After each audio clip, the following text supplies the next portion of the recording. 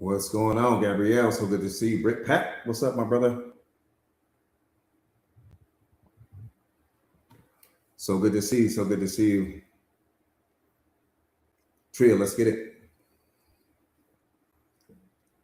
Brick Pack, so good to see you, my brother Ima. Julia, what's going on, Julia? So good to see you. Divine, what's up, coach? So good to see you, family. Gabrielle's in the building. Rika's in the building. Let's go.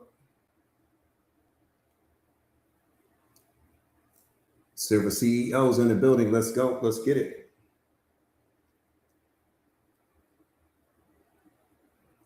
So good to see you all. So good to see you all. So good to see you all. Bianca, let's go.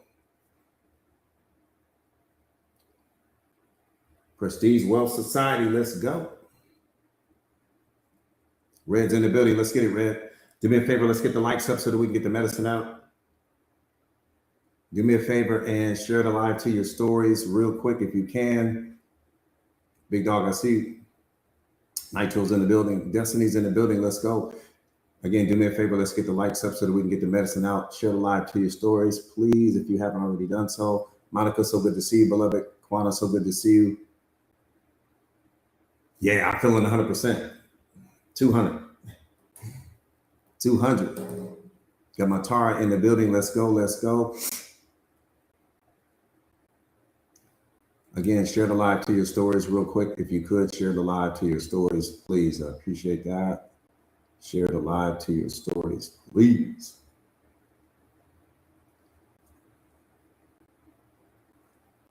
So let's go. Lala, let's get it.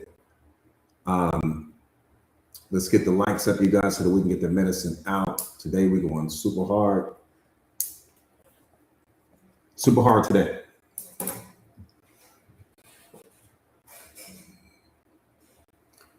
So good to see you all. So good to see you all. So good to see you all. Oh, happy birthday, beloved. Happy birthday. Happy birthday. Happy birthday. Birthday energy. Happy birthday, baby girl. Happy birthday to you. Oh, we got to go super hard today, then. It's your birthday. We got to go super hard. Super hard. Type me in the comments real quick if this is your first time ever. Stephanie, my brother, so good to see you. Yeah, if you're not currently following me on LinkedIn, run and follow me on LinkedIn right now. If you are not currently following me on LinkedIn, follow me on LinkedIn. We need 50 more connections on LinkedIn so that we can stream to LinkedIn's platform as well. So if you're not currently following me on LinkedIn, do that ASAP, please. Appreciate that, D. Appreciate that. Again, if you are not currently following me on LinkedIn, just set up a quick account and start following me. That's all you have to do. You don't have to do anything more than that. If you don't already have an account established, just set one up real quick and it's done deal. Done deal.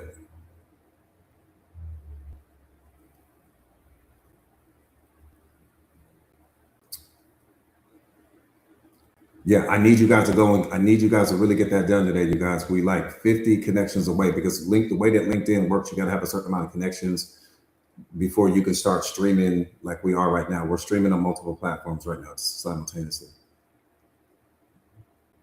That's the way, that's the game. Stream on multiple platforms simultaneously. What's up, Brock? So good to see you, beloved. Again, we are streaming on multiple platforms simultaneously. So I've got a bunch of cameras in my face right now. I know you guys can't see that, but we are.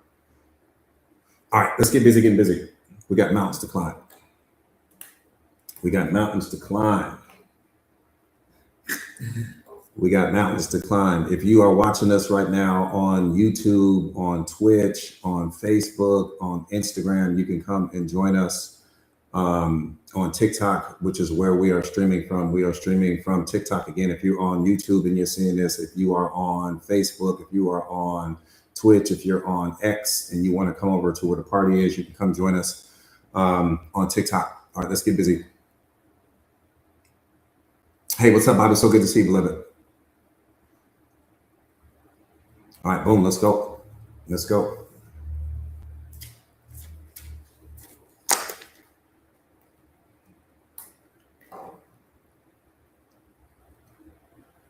Know my worth. I love it. What's going on? So good to see you. So good to see you. So good to see you.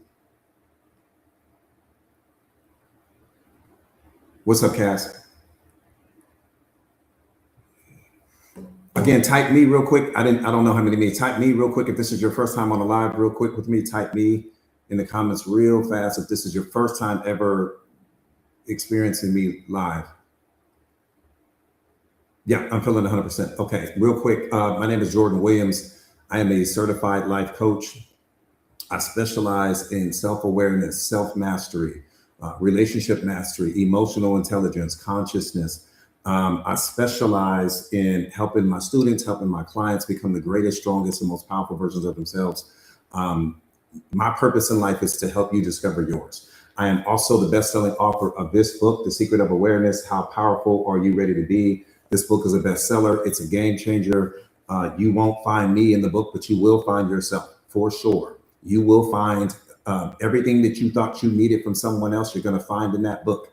You're going to discover that, and I talk to my students about this all the time. You're going to discover that you can't add value to yourself from an external perspective. No human being can.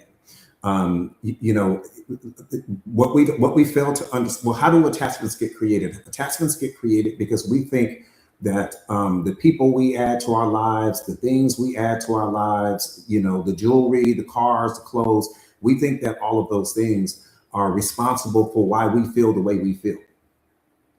And nothing could be further from the truth. We add things to our lives. And when we add things to our lives, we unlock the feeling. Cars don't come with emotions. Money doesn't come with emotions. You never experience someone else's emotions or someone else's feelings. You only experience more of who you already are through other people. And it's critically important for you to understand that. The moment you understand that, you'll stop placing people on pedestals in your life, because you'll understand that, you feel the way you feel about that particular individual because they helped you to unlock a feeling that you were already in possession of. You become a master of self.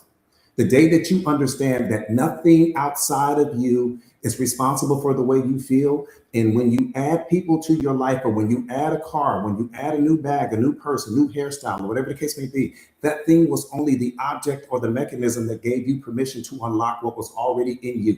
You are the most powerful thing walking. That's what you need to understand.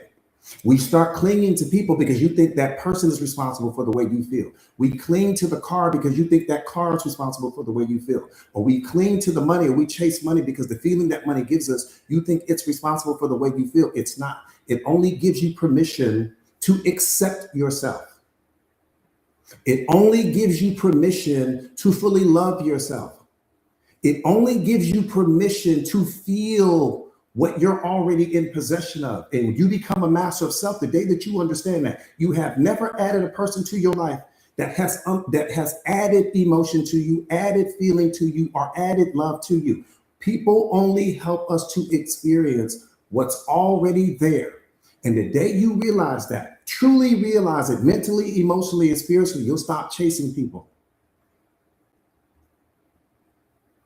You'll stop placing them on pedestals. You'll stop telling yourself these illusions that you can't be happy without this person. I can't live without you. You're my everything. No, you are your everything.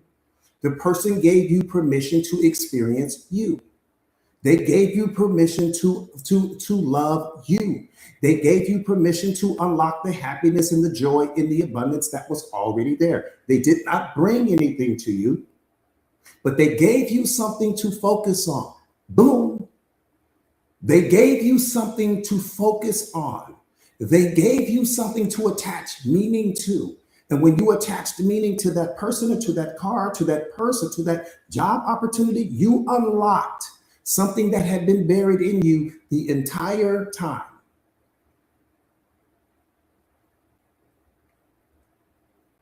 I want you to think about a map. Think about a map, and then think about the actual treasure itself.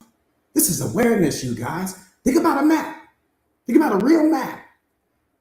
Okay. And then I want you to think about the treasure. The map only points you in the direction of where the treasure is. You're the treasure. The map is not the treasure. The map only points you in the direction of where the treasure is, where the treasure's been buried. Okay, well, you're the treasure. So when you add this person to your life, they're like the map. They're not the value. They point you in the direction of where the value is. The value was in you the whole time. Had nothing to do with the person. The person was just the map.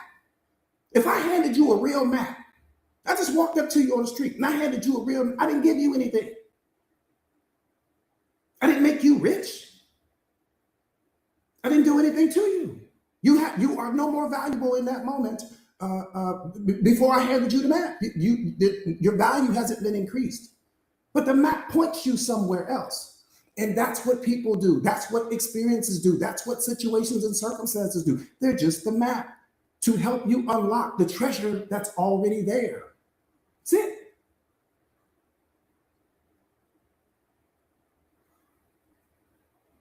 Let me qualify that in case you're struggling with it. Just in case you might be struggling.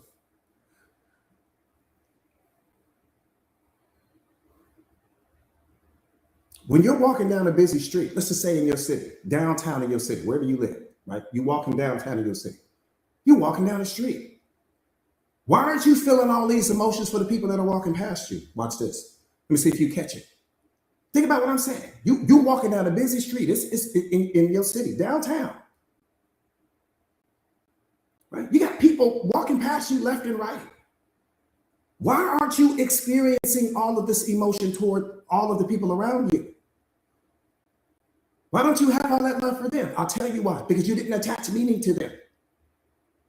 If you attach meaning to them, you would experience the same feelings that you experience when you attach it to your significant other. You're not attaching that meaning to them, which means that everything is coming from you. I'm just qualifying my point. Think about what I'm saying. When you walk, you could be walking in a busy arena right now. You didn't walk past 10,000 people, didn't feel a single emotion, didn't experience a single feeling at all. But the moment you get home to your significant other, you attach meaning to that person. You create a story in your mind about who you assign a role to that person, and then boom, you unlock everything that was already in you. And then when you fall out of love with that person, even though you were not in love, you were only standing in it. When you fall out of love with that person, you no longer attach the meaning. That's the only thing you do. You take meaning back because it was never coming from them. It was always coming from you. I'm just trying to wake you up to the truth. The very thing you've been chasing your whole life, you already are. You the only one you don't understand that. The thing you've been chasing your whole life, you already are. I just want to know at what point in time are you going to give yourself permission to be it. That's what self-awareness is waking you up to. Self-awareness is trying to let you know the thing you've been chasing your whole life, you already in possession of right now. That doesn't mean don't add people to your life.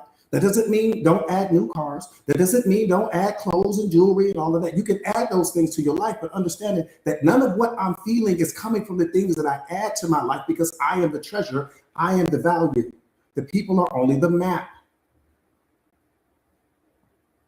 that helps me to get to what's already inside of me.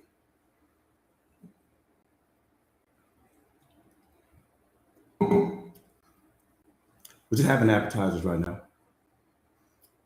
Everything's fine, nothing's broken, because the baddest thing on the planet is you. The day you realize that, you're gonna be the coldest thing moving. And so the day I realize it, the day you realize it, I already know it. And I will treat you as such. I already know the baddest thing on the planet is you. I know that for a certain. I don't need to talk to anybody. I don't need to talk to a therapist, to a coach, to a guru, to a pastor. You're the baddest thing moving.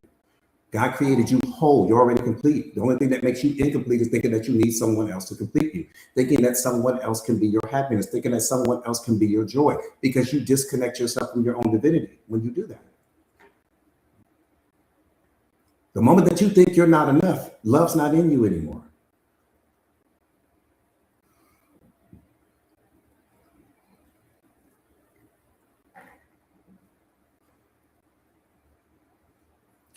All right, let's get busy. Let's get busy. Yeah, I'm telling you. You don't need people to complete you. People can only enhance what's already there. That's the only thing a person can do for you, is enhance what's already there. See? You can enhance what's already here. That's it. That's all. But when you lack of self-awareness, you think that the person is responsible. You think that the car is responsible. You think that the money is responsible. You think that things outside of you are responsible because you don't understand that, everything gives you permission to unlock what's already there. And the day you fully understand that, it's going to change your life forever. You won't need to be, you won't chase anything. All right, let's get busy getting busy. Most people think emotional intelligence means being calm. That's what they think. Most people think being emotionally intelligent means being calm. It doesn't. It doesn't have anything to do with being calm. It means that you stop lying to yourself.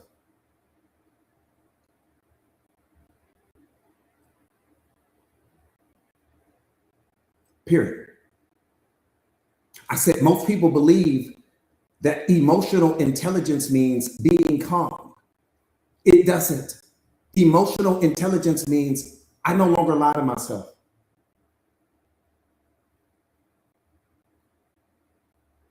I don't create stories anymore about people's behavior. I don't live out of my fantasies anymore. I don't live out of illusions anymore. I don't create hope stories about it and blind myself to the truth. Because anytime that you apply hope, you're overlooking what's already happening in your life in that moment. I hope they become better, but you're overlooking what's happening right now. I hope they start loving me again, but you're overlooking what's happening right now. The moment you apply hope to your life, you blind yourself at that moment. You're choosing some future moment over the present moment. That's what keeps you stuck. So one more time, most people believe that emotional intelligence means being calm. It means you stop lying to yourself. Are you fully prepared to stop lying to yourself?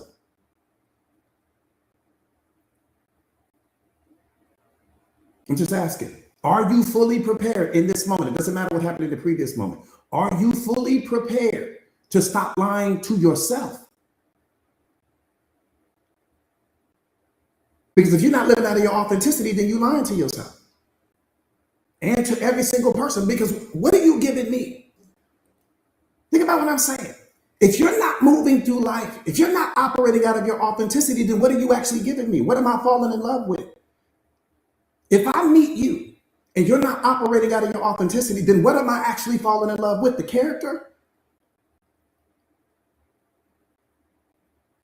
How can I fall in love with the real you if you don't show up as that version of yourself?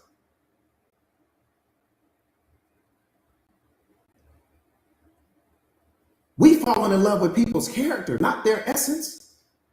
That's why relationships are falling apart, because you fell in love with the character. You fell in love with who you thought, who they thought they needed to be for you. The person met you and probably figured out that they weren't any of what you needed in that moment. And the moment that they realized that they weren't any of what you needed in that moment, they started becoming the character. That's why they let you talk first. You don't know, you didn't realize that? You didn't catch that part? You didn't catch that part? When people know that they can't live up to your expectations, they let you talk first. So when you go out on that first date, the first thing they're going to do is let you talk first. Tell me about your goals. Tell me about your dreams. Tell me about what you're trying to do with your life. Tell me what you do for your career. How often do you work out? They're going to let you sit and dominate the whole conversation talking. And what you don't realize is that they're building the character in their mind that aligns with everything you just said. Truth is knocking at the door. You ain't heard none of what I just said. You didn't hear any of what I just said. Look back over your failed relationships and you'll see that. I said the reason why the person, I'm talking about on that very first date, you just meet this person. They're going to let you dominate the whole conversation, talking about your goals, talking about your dreams, talking about what you're trying to do with your life, where you work, what you do for a living, all of these other things like that. They're going to let you dominate that whole conversation. And in your mind, you think, ooh, he being a good listener. She's being a good listener. No, they're building the character as you speak. And then what you're going to notice is that the character from that moment moving forward is that, oh, I met the one. No, you didn't meet the one. You built the one. Not the real one.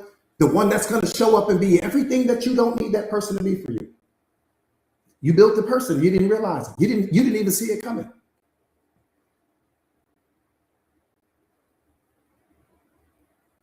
You gave them the whole blueprint on how to play you. You gave them the blueprint on how to manipulate you. You gave them the blueprint on how to take advantage of you. Because you, for the very first time, now somebody's listening to you. See, that's what got you. See, the last relationship you were in, your partner wasn't listening to you. So when you meet this new person, the person gonna sit there and they're listening to you. And they're listening to you because that person really knows that you were probably out of their league in that moment. They know that they couldn't really be what you needed them to be. So they let you do all the talking, and you felt so good because you got to talk. You were so happy to have someone listening to you. Someone that wasn't interrupting you. Someone that wasn't giving you all of this condescending tone like your last partner was doing. So the person sat there and listened to you. And in your mind, you think they were listening to you because they were interested. No, they were building the character in that moment. The character that you were going to ultimately fall in love with and then fall out of love with, because at some point in time, you were going to realize that the character and the essence of who that person really is doesn't align.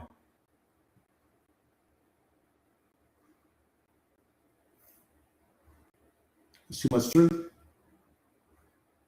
The whole time you sit there, they're building a character that's going to match with everything you said in that moment.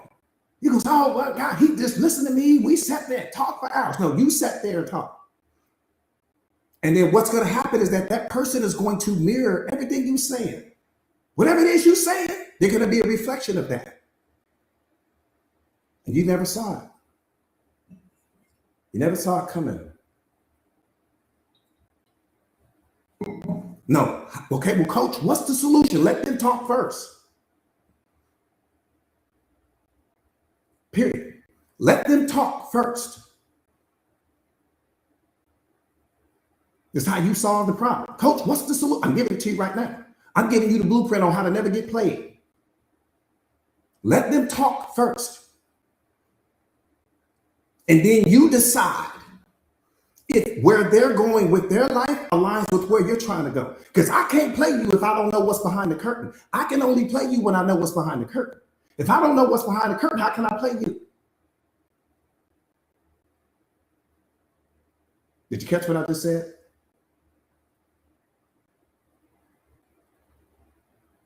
I let people talk first, and then I make the decision. I already know what I'm bringing to the table. I'm more concerned with whether or not you're going to be able to match what I bring to the table. I already know what I bring. So I need to let you talk first. I need to let you get it all out first. And then I'm going to decide at the end of what do we say all the time? Empty your cup. Empty your cup. But see, when you lack self-awareness, when you lack emotional intelligence, when you don't know who you are, right? You're so thirsty to get into a relationship with someone because you were bored, you were lonely, so you met some little person online, or maybe your girlfriend or your homeboy hooked you up with someone, and then you met this person, and you go out with them, and you're so happy to have someone listening to you, and you're so happy to have someone giving you that attention. And what you don't know is that the person needed love like you. You fell in love with someone that needed to be loved themselves. So how was they going to ever love you? Catch what I just said? I said you fell in love with someone that needed to be loved themselves. They didn't know how to love themselves. They was hoping you were going to do it. That's what you fell in love with. You didn't fall in love with the wrong person. You fell in love with someone that needed to be loved themselves.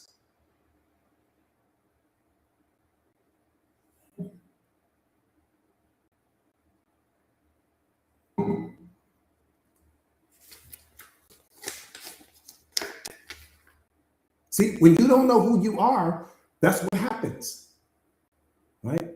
We go looking for ourselves in the windows of other people. No, you went looking for yourself. You went looking for happiness outside of you. You went looking for joy outside of you. You went looking for love outside of you. The moment you step outside of you to go look for anything is the moment that you've already lost yourself.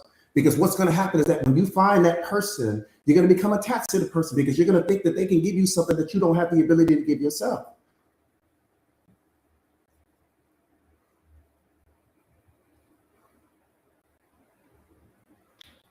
I appreciate the gifts, you guys. I appreciate that. I'm telling you.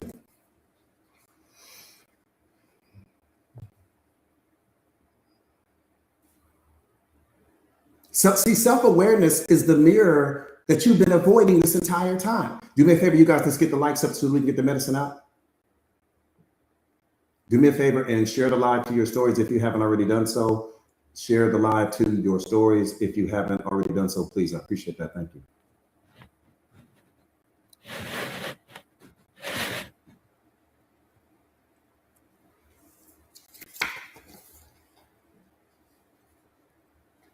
I'm telling you, baddest thing on the planet is you. I dare you to hang out with me for 6 months. I dare you.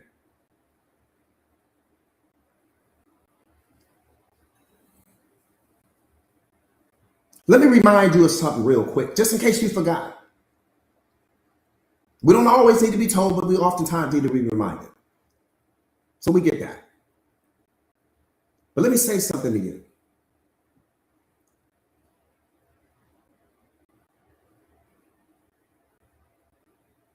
I want you to imagine that you're sitting in a room. It's just you and God. There's no devices in the room. There are no people in the room. There's no distractions in the room. Beautiful room. It's just you and God, and you guys are sitting face to face. And he asks you, what's wrong with the world?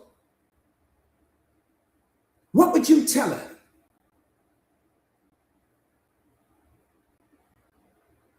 And then he follows that question up with, well, what do you think the solution is? What would you tell him? And then he follows that question up with, what did you do? That's why he created you. First question, what's wrong with the world? Second question, what's the solution? Third question, what did you do specifically? Did you get caught up chasing people so you didn't operate out of your purpose?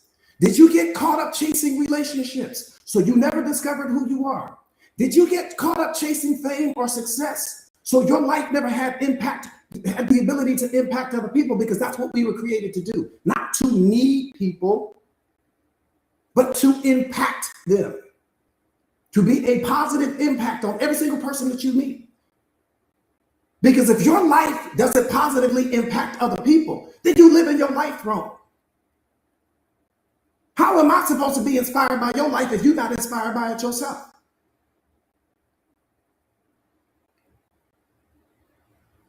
Bottom line, that's the whole point. The point was never to chase people. The point was never to chase success. The point was never to chase money.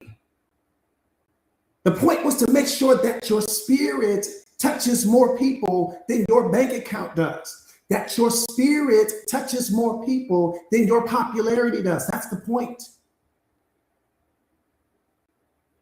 Doesn't matter how many people you know. Doesn't matter how much money you've touched. How many lives are you impacting outside of the people that you call your friends or your family or your little circle? That's what it's all about. I can promise you, he doesn't care about your popularity. He doesn't care about your success. He doesn't care about the likes and shares you get on social media. He doesn't care about how many cars you have. He doesn't care about how many labels you carry. He doesn't care about what you've attached to yourself. Are you living out of your purpose right now? It's the only thing that matters. When you look at a flashlight is no good if it's not operating out of its purpose. A refrigerator is no good if it's not operating out of its purpose.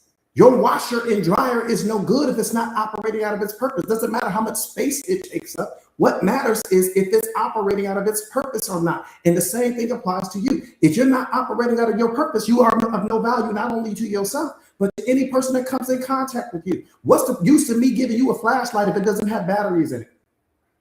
What's the use of me giving you a car if it doesn't run?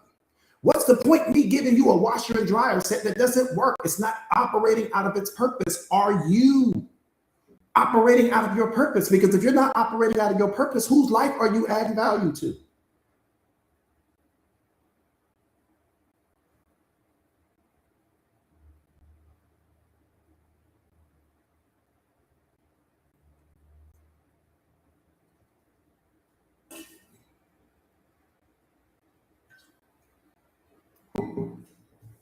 Bottom line.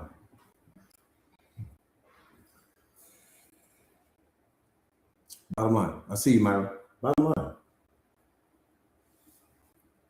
Nothing is of what I'm trying to get you to understand is that nothing else is of real value if it's not operating out of its purpose. Nothing.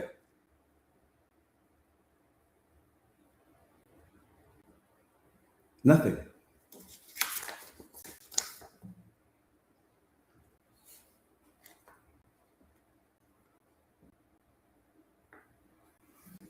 That part right there, Red. That part right there. Life, I mean, because again, if I'm not operating, I'm a flashlight, but I'm not operating out of my purpose. I'm a refrigerator, but I'm not operating out of my purpose. I can't keep anything cold. I'm a washer and dryer set, but I can't clean anything for you. I'm a car, but I can't take you anywhere. Well, what's the point of that thing being in your life?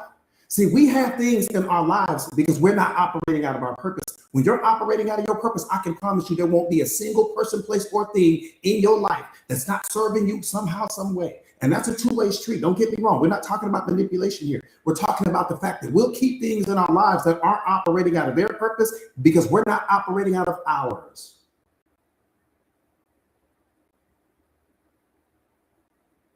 So you won't mind when someone else isn't operating out of their purpose because you're not operating from yours. So you won't mind. See, we don't mind when other people don't love us because oftentimes we don't love ourselves. We don't mind when other people don't show up for us because oftentimes we don't show up for ourselves. We don't mind when other people don't believe in us because oftentimes we don't believe in ourselves. So you don't mind when someone else doesn't do it because you don't do it yourself consistently.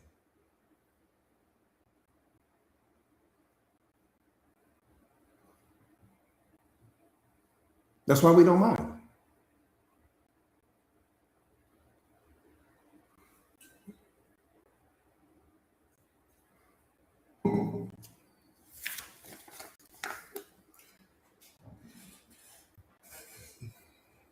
Do me a favor real quick. Let's get the likes up so that we can get the medicine out. Do me a favor and share the live to your stories, please. Share the live to your stories, please. Yeah, you got to be out. That part right there, beloved. You got to be authentic with yourself first. If I can't be real with me, you ain't got a shot. I'm going to tell you that now. If I can't be real with me, oh, you ain't got a shot. It's over for you. If I can't even keep it real with myself, you don't stand a chance. But see, here's the real problem. We don't know our value. That's the real problem. The real problem is the fact that you don't know your value. Let me qualify that. Let me give you, we talk in words, but we think in pictures. So let me paint a portrait for you. Let's just say a man walks up to you. Right, you outside, it's a beautiful day. You downtown somewhere in your city. And a man just walks up to you. And he hands you this huge, raw, uncut diamond. He just hands it to you. Now, you're not a jeweler. You never went to school for that. You don't know anyone in your family that is. You don't even buy real jewelry from the jewelry store. Right? Jewelry's not really your thing. And so this man walks up to you and he hands you this huge, raw, uncut diamond. In that moment, you have no idea about what this diamond is worth. You don't know whether it's worth $50, whether it's worth $1,000, whether it's worth $250,000. You have no idea. So you don't know how to value it. You don't know how much appreciation to put on the diamond because you don't know its value. Okay, freeze that thought. You're the diamond in the story. When you put yourself in the hands of someone else, that person has no idea what you are worth. They don't know. They're seeing you for the very first time, the same way you saw that diamond for the first time. You didn't know how much value to place on it. And that's how we move in life, and that's how we move in relationships. You are the diamond. You got to tell me what you're worth. I don't know. I don't have any business guessing. I have no business trying to appraise you. I have no business operating out of my assumptions about who I think you are. You got to give me a world-class education into who you are. That's why relationships fall apart. Because you don't give that person a world-class, I said world-class, education into who you are. Or you don't know your value yourself. One of you, both are a problem.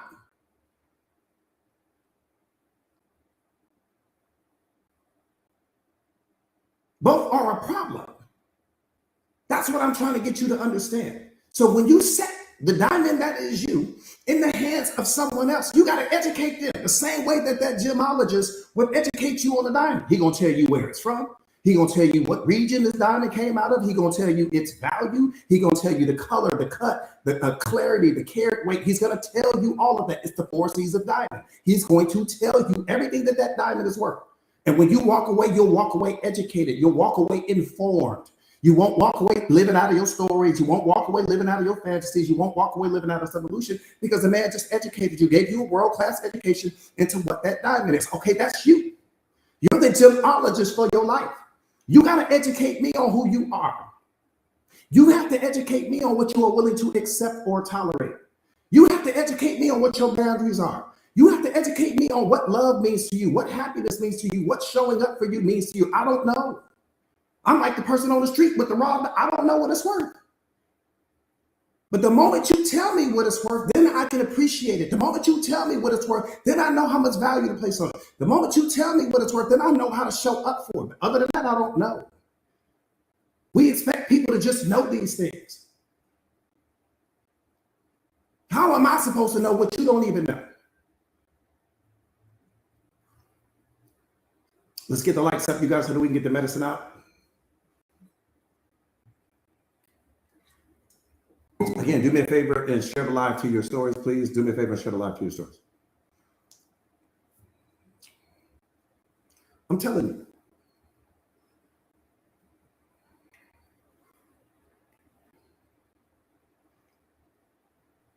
You're the diamond in the story. So I don't want to hear about a toxic relationship.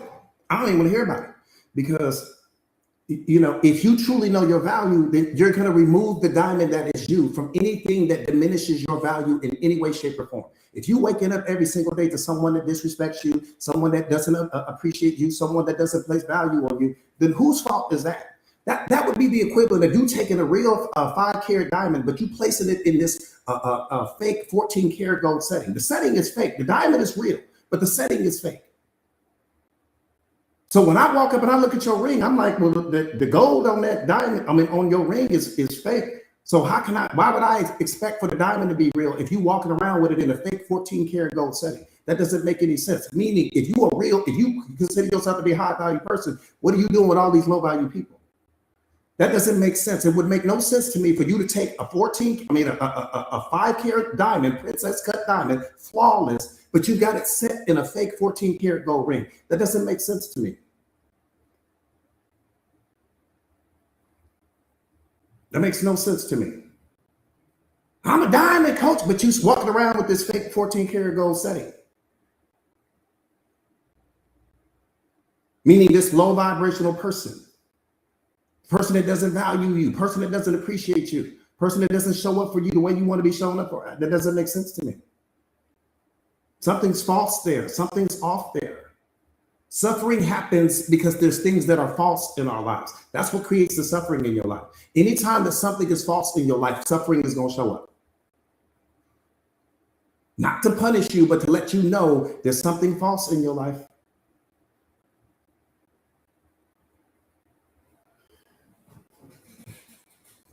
Something's not real here. You the diamond, but you walking around with this fake 14 karat gold setting.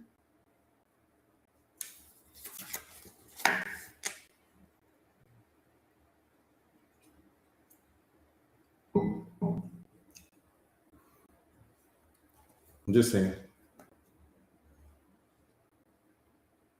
One more time, self-awareness is the mirror that you've been avoiding this entire time. Self-awareness is your mirror.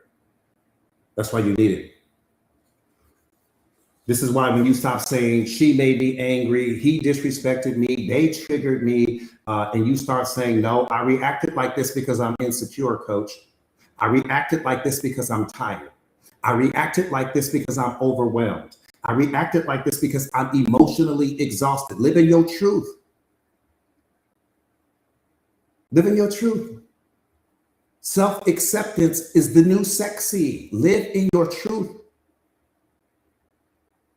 I got to live in my truth. It might be painful as I don't know what, but I have to live in my truth. Because if I can't keep it real with me, happiness will never be in my life. Happiness is a byproduct of truth. Period.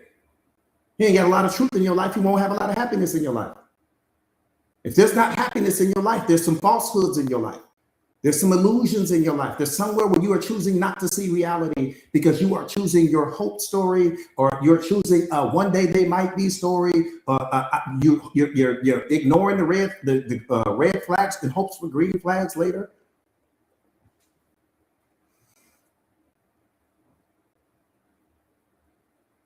Self-awareness is when you finally tell the truth about yourself without the fear of rejection.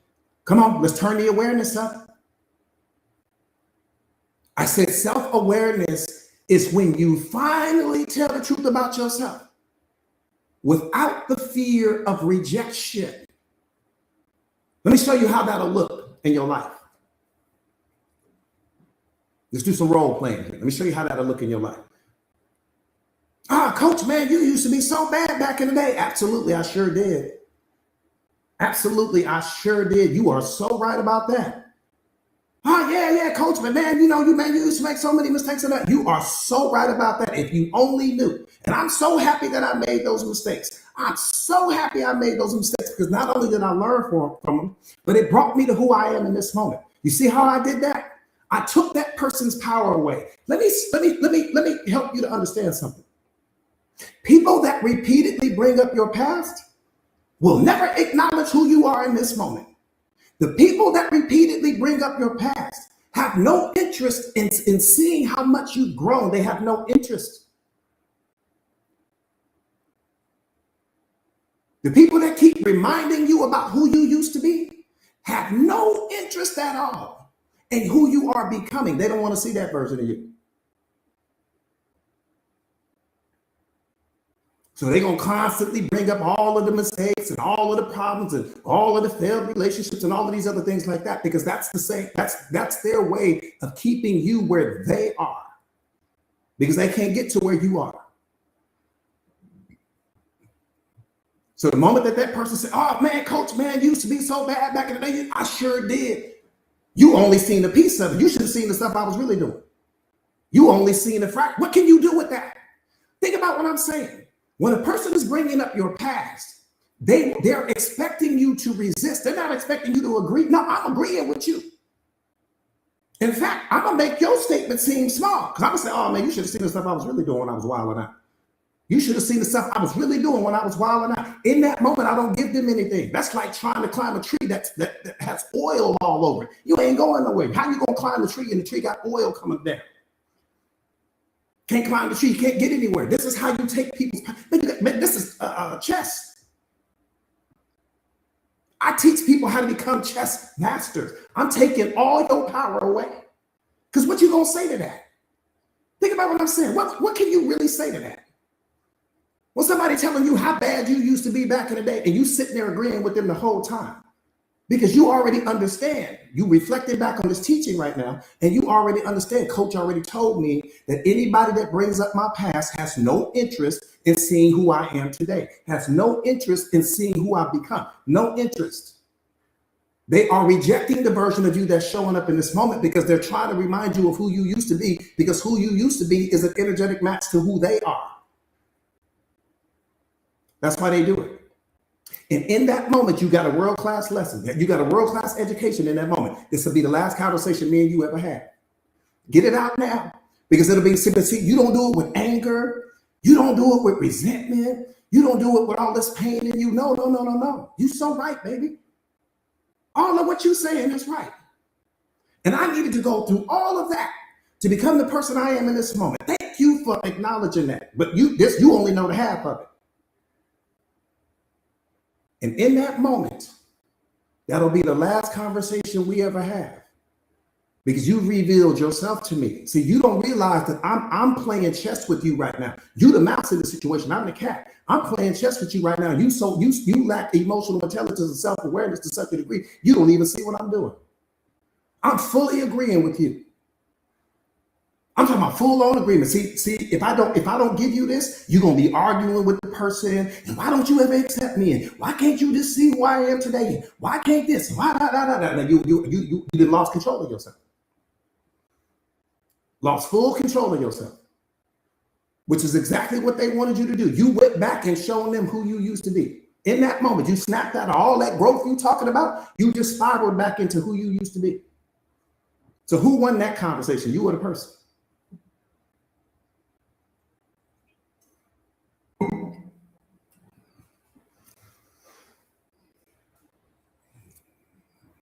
I tell people all the time, I'm the best at being the worst.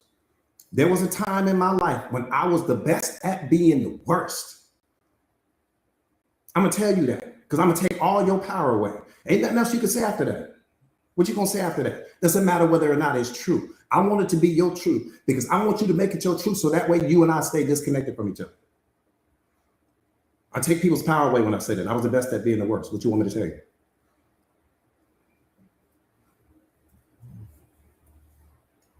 What you want me to tell you? I was the best. I said I was the best. I didn't say I was the second best. I didn't say I was the third best. Put me in the category of the worst of the worst. And then hopefully you create a story around that. And then hopefully you create some belief around that. And then hopefully that belief keeps you out of my life. And then I win the lottery now. I win the relationship lottery now, because you one less person that I got to deal with. I need people that reflect where I'm going, not people that reflect who I used to be.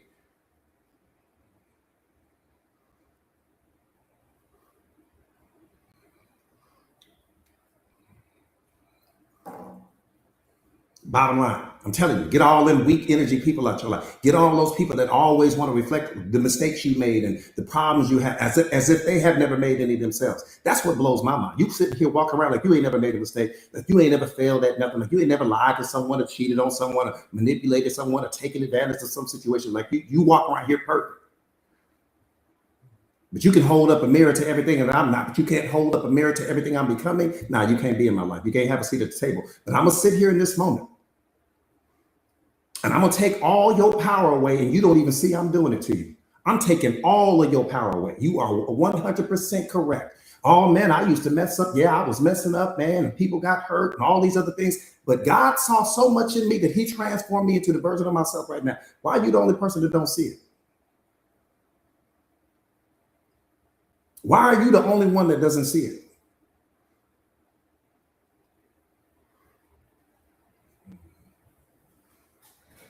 I'm just asking. If it's right in His mind, why is it wrong in yours?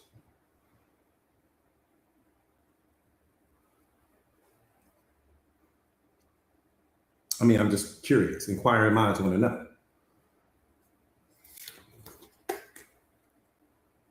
It's right in His mind. Well, why is it wrong in yours?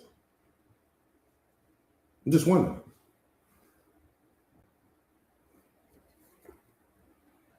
So one more time, self-awareness is when you finally tell the truth about yourself with no fear of rejection. I'm not afraid. I'm not afraid of your opinion. Can't do anything with it. What am I gonna do with it?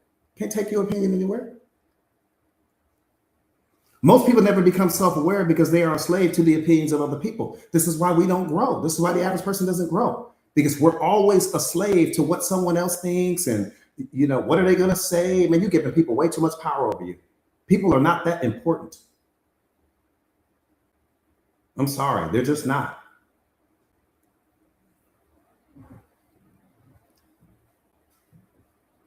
They're just not that important. You're giving people way too much credit, way too much power. I'm being serious. How they're not.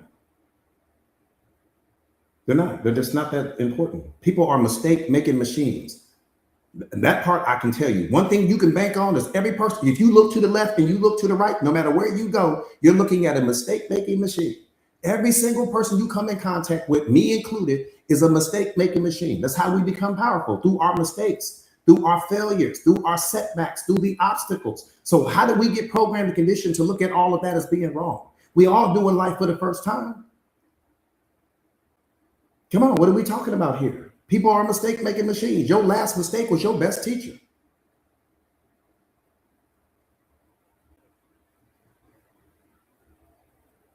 I said, the best teacher. I can't wait to make another one. You sitting here got people tricking you out of thinking that your mistakes and your failures and your setbacks and your failed relationships, something is wrong with that. No, who you become on the other side is what's right about it. Not the mistake itself. It's who you become on the other side. Now, if you keep making the same mistakes and you're not learning from that, well, that's called a decision. Mistakes that get repeated are called decisions.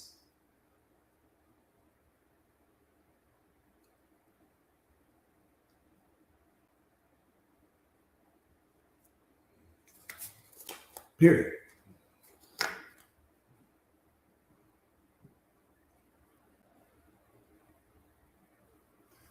You know what I mean?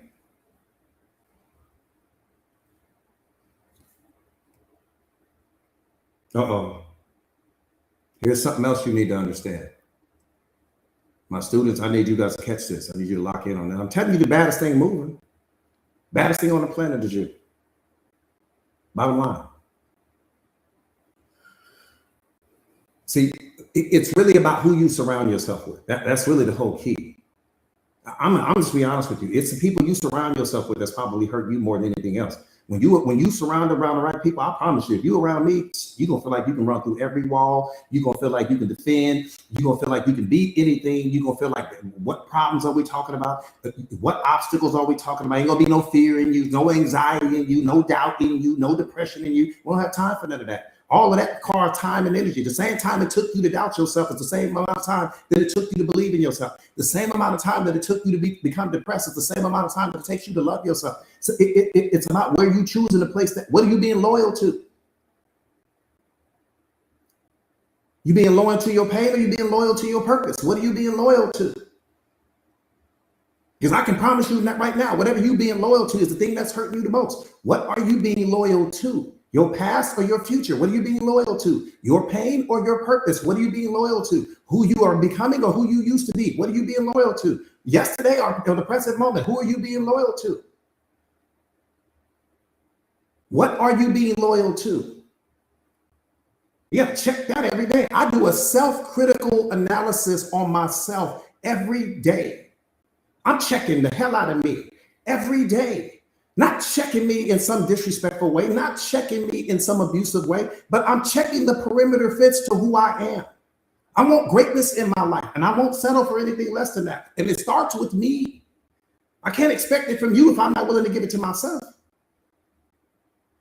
I do a self-critical analysis on me every day. Let me tell you why, because no two moments are the same. What worked yesterday may not work today. That's the problem. You got things in your life that's not working, and you aren't checking the perimeter fence to who you are. You got holes in the fence. That's how the foxes keep getting in your life.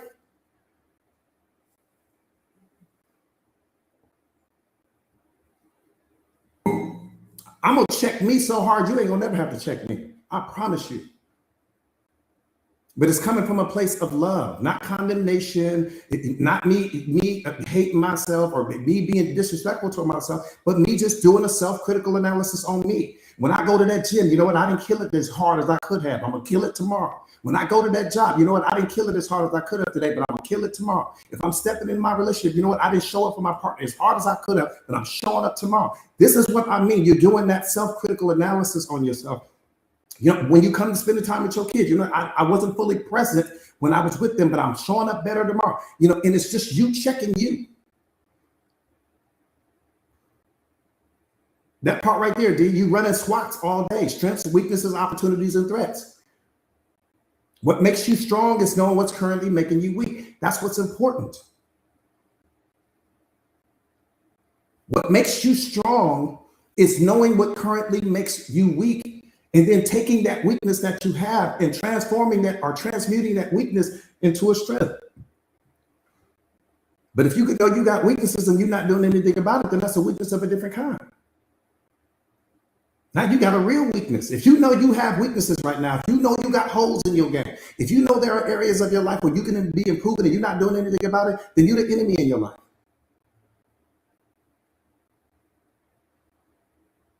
Don't blame anyone else. Just go look in the mirror, because that's your problem right there.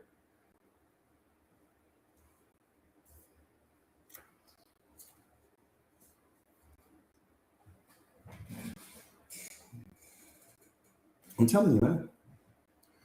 I run a self-critical analysis on me, but I do it from a place of love. I don't do it from, verbal abuse, because I'm all I got. That's it. I'm all I got. I got me. And that version of me that shows up in the mirror every single day, that's all I got. Take God aside. We know we got him. But when you walk in that bathroom and every single morning you turn on the light, that person that you see, man, that's the CEO of your life. That's the only person that is truly committed to taking your life to the next level. That's the only person that's going to always show up for you. That's the only person that's going to always love you. That's the only person that's going to truly be in your life and has been in your life since day one. How do we disrespect that version of ourselves? How do we show up small for that version of ourselves? How do we not love that version of ourselves, but we'll love the next person? That doesn't make sense to me. You're going to be with you no matter what happens. You're going to be in a relationship with you for the rest of your life. You are your most important relationship, and then every other relationship is the byproduct of that one. But if that first relationship is weak, every relationship that follows will be weak.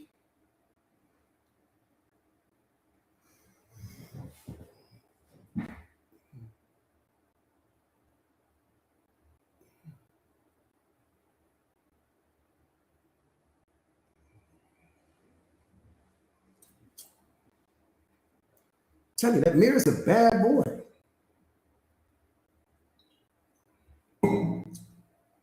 Mirror's a bad boy. All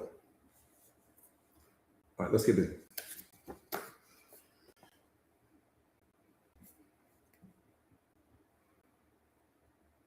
All right, there was a point I was getting ready to get to.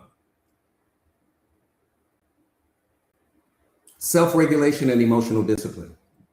Catch this. Self-regulation and emotional discipline. This is where you learn the difference between a reaction and a response. A reaction is your past speaking for you. A response is your future speaking for you. Don't ever get that confused. One more time. A reaction is your past speaking for you. A response is the future speaking for you. So anytime that you encounter some person and they trigger you, you're either going to react or you're going to respond. If you react, you're being a reflection of who you were. If you respond, you're being a reflection of who you are becoming. Choose one. Choose one. The person is not choosing for you. Your emotional intelligence is choosing for you. Your level of self-awareness is choosing for you. Your level of self-love is choosing for you. The person has no power. But when you don't have control over yourself, you react. And when you react, you make a deposit into who you used to be. You're paying taxes on who you were.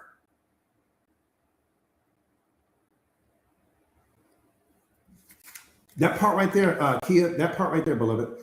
Again, do me a favor. Let's get the likes up, you guys, so that we can get the medicine out. Do me a favor and share the live to your stories if you haven't already done so. Share the live to your stories if you haven't already done so. Again, in case you're new to the platform, my name is Jordan Williams. I am a certified life coach.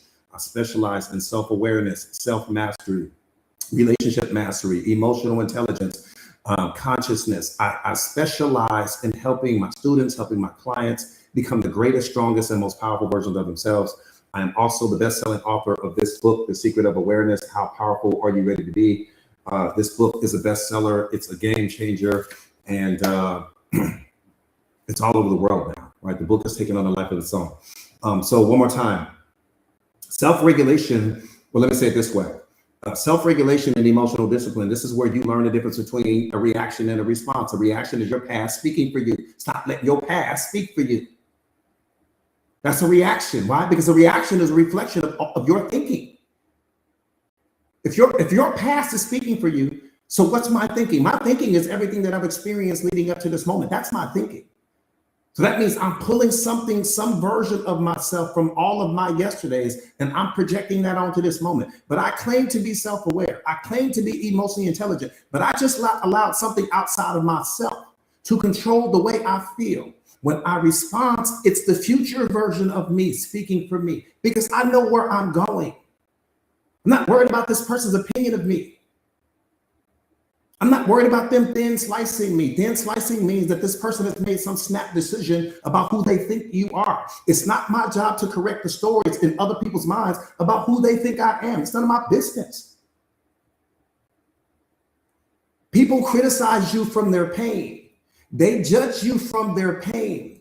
They project onto you from their wounds. You got to wake up, beloved. You're sitting here fighting a ghost. What are you fighting with them for? You're fighting a ghost. The person has an emotional fire going on at that time. There's nothing you can do about it. You didn't create the fire, but you participated in it when you reacted to it. Now you got burned.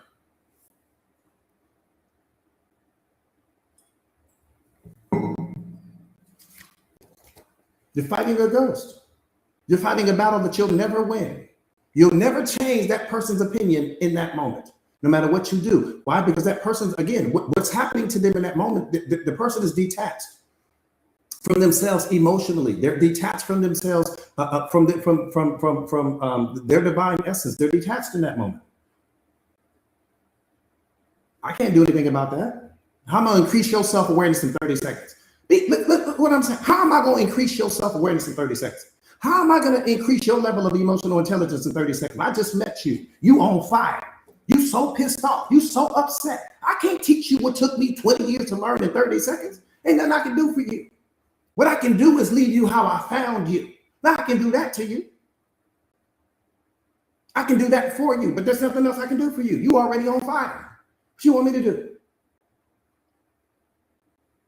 Not claiming to be so emotionally intelligent. I'm claiming to be so self-aware. I'm sitting here looking at this person having this emotional inferno going on. And what you think you're going to do? You can only add to the problem.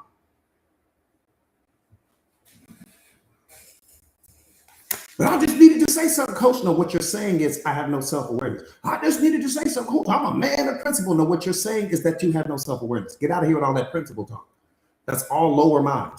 Anytime somebody starts telling you, I'm just a person of principle, what they're really saying to you is that I have no emotional intelligence. I have no self-awareness. I am a liability to myself and you at the same time. Now, you want to keep adding people to your life like that? I can't tell you how to live it, but that's exactly what that person is telling you. I'm a liability to myself and to every single person that doesn't see the world the way I want to see it. Period. That's what you're saying. Be careful when people say that. I get nervous. I just get anxiety. I just go to breaking out in hives. The moment that I'm just a person of principle, so let me get away from you quick. What you really just said to me is I have no control over myself. That's what you said. I don't know who I am. That part right there, human dynamite. Ooh, we need to coin that. We need to coin that. Human dynamite. That's what the person is. They're human dynamite. You walking around all this human dynamite. Good morning, good morning, good morning, good morning to you all. Yeah, that's scary. When you really just sit and think about that, that's scary because that means that any situation gonna set you off. Anytime that something doesn't happen the way you need it to happen, you're gonna become human dynamite.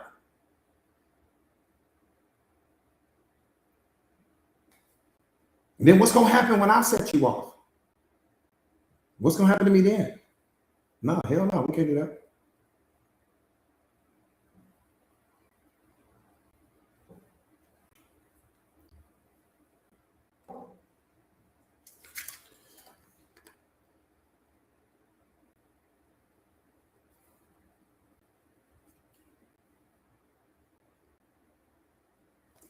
Let me say this to you, because some of you guys may be experiencing this right now. Sometimes people's absence from your life teaches you what their presence was slowly erasing.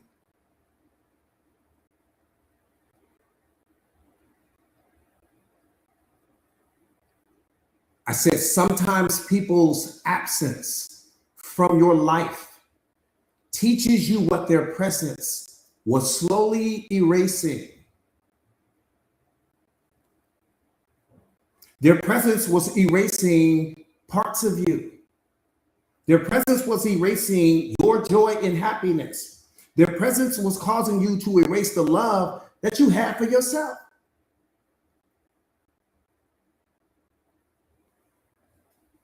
There are two types of love in this world: the kind that holds space for who you truly are, and the kind that only survives if you shrink to become what that other person wants you to be. There's only two types: the type that holds space for who you truly are, and the type of love that only survives if you shrink to become what the other person needs you to be. If you are in a relationship right now, it's one of the two. Guaranteed. And if you look at your life right now, you'll see it. TC, I see you, beloved.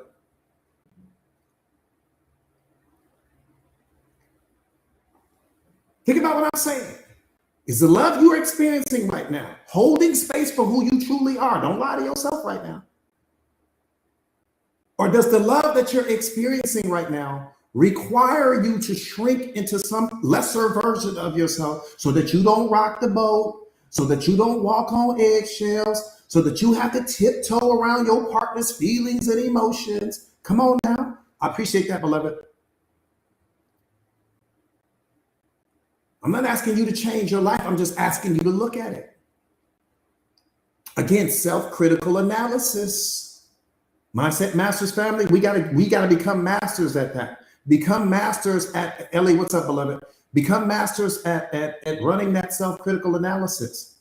Again, not disrespecting yourself, not verbally abusing yourself, not getting down on yourself, but just saying, you know what, coach, I could have went harder today. I could have studied a little bit harder today. I could have went a little harder today at the gym. I'll fix it tomorrow. I could have went a little bit harder with my kids today. I'll fix it tomorrow. I could have went a little bit harder at my job today. I'll fix it tomorrow. That's it. That's right there. It's where we stop. That's called love. That's called, I'm really looking at but then you don't just look at yourself through that filter.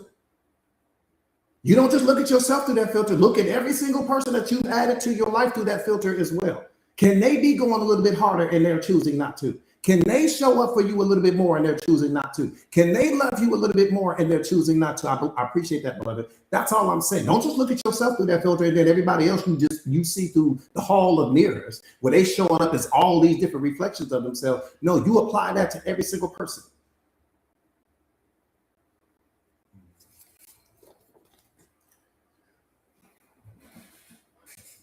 I could have, boom, here's the mindset. I gotta be better. Coach, I gotta be better. I want greatness for my life. I gotta be better. I gotta be better when it comes to my relationships. I gotta be better when it comes to my friendships. I gotta be better with respect to how I take care of myself. I gotta be better with respect to how I hit the gym. I gotta be better with respect to how often I study. I gotta be better to how I show up in the community. I've gotta be better. That's the mindset because it's forward thinking. I've gotta be better. And I've got to set down whatever it is that happened 5 minutes ago. Okay, I'll be better in the next moment. That's it. This is mastery right here. We understand some problems happened 5 minutes ago. Okay, but I can't live there anymore because I don't have access to that moment. I can't edit what happened 5 minutes ago. So my mindset has to be, I got to be better. Oh, but you got in the car accident. I got to be better. Oh, but you messed up at the job. I got to be better. Oh, but you messed up in the relationship. I got to be better. Oh, you messed up. You didn't show up for this and that. I got to be better. That's the mindset. Now I'm not carrying my pain. See, you got to understand, how much weight are you carrying? See, when we think about weight, you think about something that you can carry in your hands. No, how much emotional weight are you carrying because of something that happened 5 minutes ago, 5 months ago, 5 years ago? How much weight are you carrying? Because the emotional weight that you carry is 10 times heavier than any physical weight that you will ever carry, because you'll never outrun your own mind. What are you carrying right now that you shouldn't be, that you can just take on a I've got to be better mindset and then set that down? Learn from it, grow from it, set it down. Learn from it, grow from it, set it down. That's the mindset. We got to be fast, man. We like cheetahs. We need to be quick. See, that cheetah is not the most powerful. I give you that. He's not the biggest cat. I give you that, but I bet you won't catch him. How much you want to bet? I bet you won't catch him. That's you. You got to be fast. There's times when I need to be strong. There's times when I need to be bigger. There's times when I need to be more powerful, but there's also times when I just need to be fast. When it comes to what happened yesterday, I need to be fast. I got to be better, and I will. That's it. Now I don't carry yesterday. I got to be better. That's it. Got to be better, and I will. That's the mindset. I love myself too much to get down on me. I love myself too much to doubt me. I love myself too much to allow fear to dominate my life. I love myself too much to show up small in relationships. I love myself too much to not live out of my truth. I love myself too much to tolerate disrespect. I love myself too much to not show up as the most powerful version of me. I love me too much. No more shrinking. We ain't doing that no more. I love me too much. That's not arrogance. That's alignment.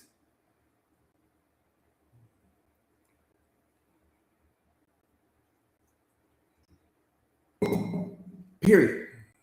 I love me too much. Because I'm going to be here no matter what. When all of the smoke clears and everybody goes home and we turn the lights on from the party, the one person that's going to be there is you. Act like it. The one person that's going to always be with you is you. Act like it.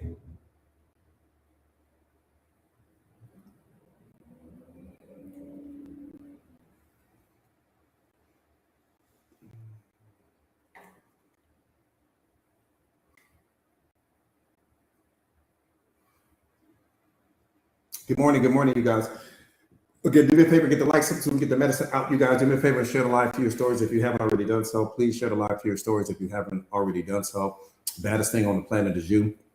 I dare you to show me any evidence that you're not. I dare you to show me anything that says that you're not. Because the only thing that can show me, only thing you can show me is something from your past, and you are not your past. The only thing that you can show me is what happened in your story, and you are not your story. The only thing that you can show me is some belief that you have yourself about yourself, and you are not your beliefs. The only thing that you can show me is some achievement or something that you don't think you've accomplished as of yet, and you are none of those things. Show me one thing that supports the fact that you are not the baddest thing walking on this planet, because I'll show you plenty of evidence that you are. I'll show you plenty. I'll drown you in evidence. Now, you may not have discovered who you are as of yet, and that version of you may not be unlocked. I'll give you that. But anytime you say something that's wrong with your life, you're using a ruler to measure yourself against someone else. You're talking about achievements. You're talking about accomplishments. Coach, I don't like my life. You're talking about accomplishments. You're talking about achievements. You're talking about a story that you sold yourself that you should be further ahead than you are right now, or you shouldn't have experienced whatever it is you've experienced leading up to this moment. You're telling me stories. You're not giving me facts. You're giving me stories.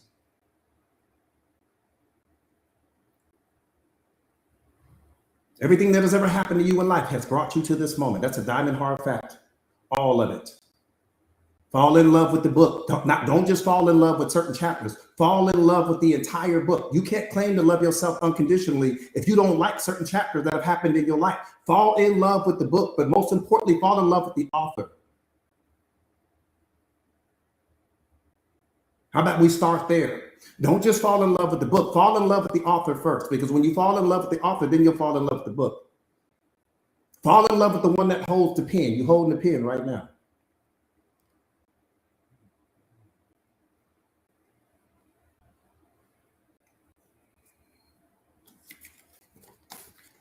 Fall in love with the one holding the pen. Fall in love with the author. Fall in love with every single chapter that has ever happened in your life leading up to this moment, because it's the chapter. See? It's all integration, beloved. It's all integration. You got to understand that it's all integration. What does that mean? That means that your dark is what makes you badass. You need that. That's what you need. Or that dark, it's a bad boy. That's why you need it. You need what's in the dark, because what's in the dark is what protects what's in the light. What's in the light might be those moments when you showing up for people and you showing kindness and you showing compassion and you showing love. But what people don't understand is that, wait a minute, hold on, don't get it twisted. I got some dark in me too. You need both. Can't just walk around with this in this light version of yourself. You got to understand what's in that dark too. That's why God put you through certain things, because that dark is what makes you strong. That dark is what makes you powerful. That dark is all of the things that you've overcome. That dark is don't get it twisted. That dark is don't make me show you. I can turn this light off real quick and go dark to dark with you. I done been through some things too. See, you got to understand, it's all about integration. It's all about combining your dark and your light and understanding that everything that I've went through is preparing me for everything that I'm getting ready to become. I love my dark. I love it. I love the mud. I love the dark. I love the bad days. I love the rain. I love the storms. I love it all. Because I couldn't be who I am in this moment without it. My dark only gives my light significance.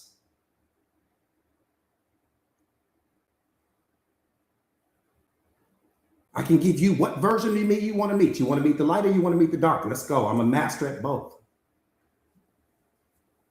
That's why I say don't let people play with you. I'm a master at both. I can give you both. Benny Hanna style, Ruth Chris style, which one you want? You want it filleted? You want it barbecue? You want what you want?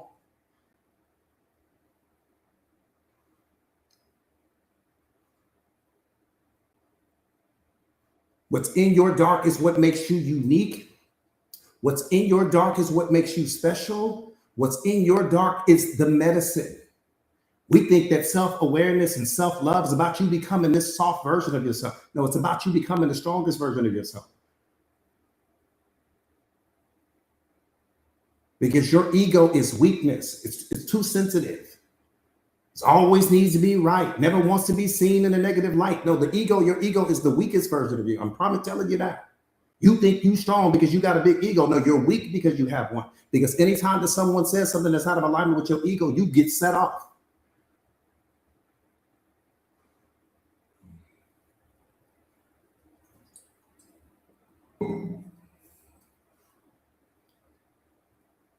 I'm telling you. Yeah, you got to just change your beliefs, beloved. That's all. You're fine. Nothing's broken, though. You definitely don't need to be fixed. You don't need to be fixed. You just need to be around the right person that's just going to constantly remind you of who you are. That's it. That's all. That's why God put me in your life. I'm not going to change it. You're going to change it. But I'm going to be the map. I'll be part of the process. You're going to change it. Because every version of you that you have ever been throughout the history of your life, you in possession of right now. That's what I need you to understand. Every single version of yourself that you have ever been throughout the history of your life, you still are right now. Since the day you were born, all of them. That's why I tell you guys all the time, we do not change. No person changes. We evolve. Big difference. We transform. Big difference. We transcend who we were yesterday. We transcend who we were 5 years ago. We transcend who we were when we were a child. You transcend that. And all of those versions exist in you right now.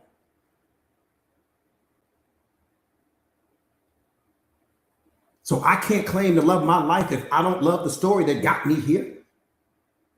That doesn't make sense. How you claim to love your life, but you don't love the story that got you here?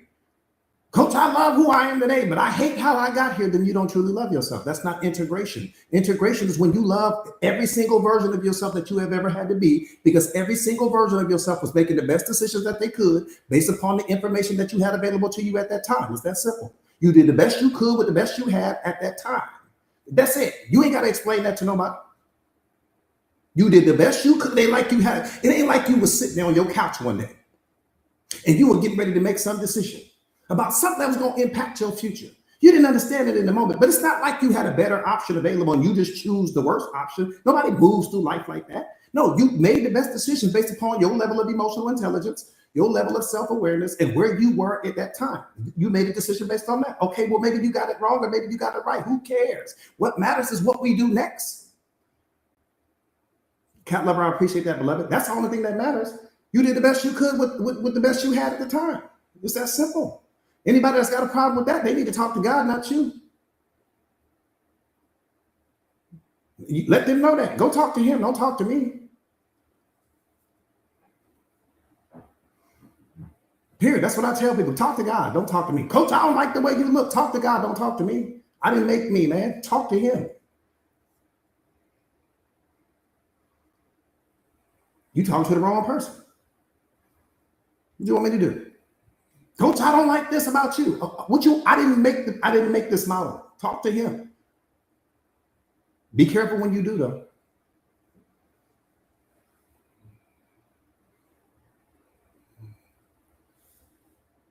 Yeah, that part right there, beloved, you're just not a part of my 33, and that's okay. Talk to him, though.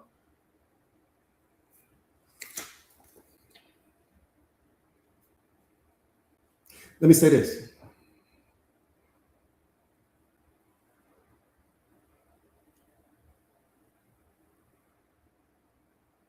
Good morning, nephew. Good morning, nephew. Good morning, nephew. So good to see you, beloved. Good morning, nephew.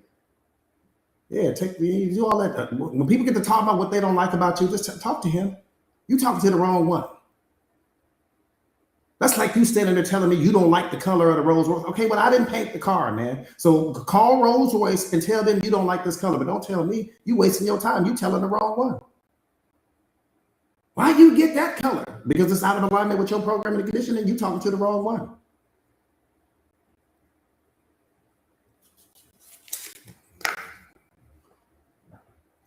Yeah, I mean, what you want me to do? Let me say this to you real quick. You don't attract the relationship that you want. You attract the one that exposes what you believe you deserve. I need you to sit with that for a second. I'm not asking you to change anything. I'm just asking you to sit with that for a second. I'm not asking you to change your life, I promise. I said, you don't attract the relationship you want. You attract the one that exposes what you believe you deserve. We've been programmed and conditioned to believe that relationships are all about love. That's the biggest lie ever told. And right now, that may be bumping up against your program because what you mean, coach? No, they have nothing to do with each other. Think about what I'm saying to you. Relationships and love have absolutely nothing to do with each other. I said nothing.